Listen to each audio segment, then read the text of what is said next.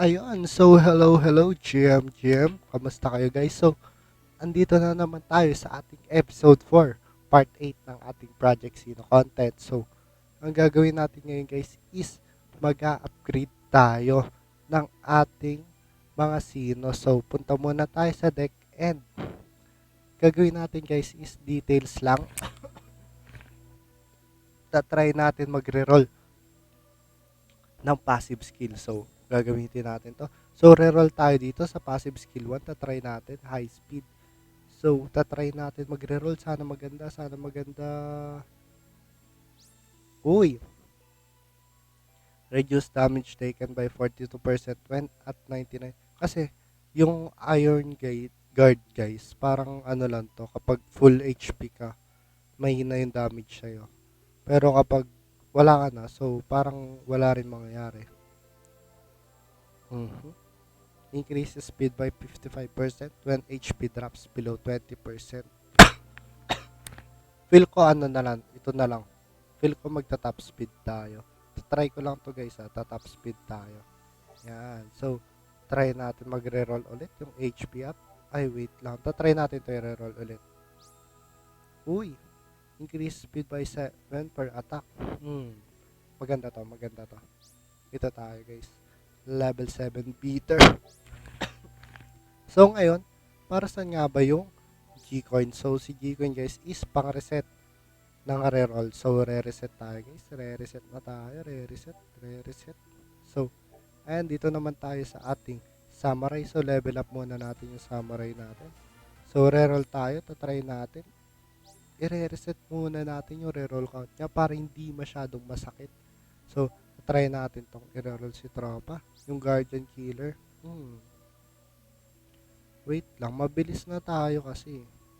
So, feel ko ito na lang. Ito pa rin, bitter pa rin tayo. Kahit mabilis na tayo. Then, tatry ko tong accelerator kung maganda.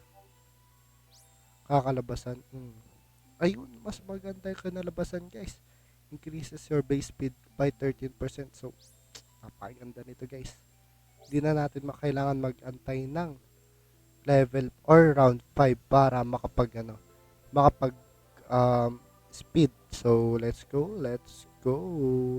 So, next naman natin is syempre, di magpapatalo yung psychic natin. Wait lang, guys. Yung G-Coin natin is pang-reset ng reroll. So, yan, reset lang tayo. Then, let's go. Detail lang natin si Tropa.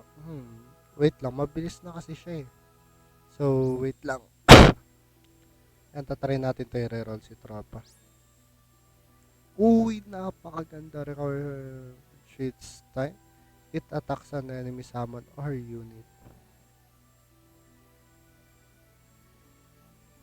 Wait lang.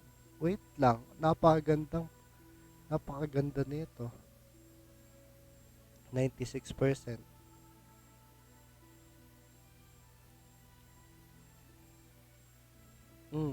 Bloody Mary. Maganda ba tong Bloody Mary? Wait lang.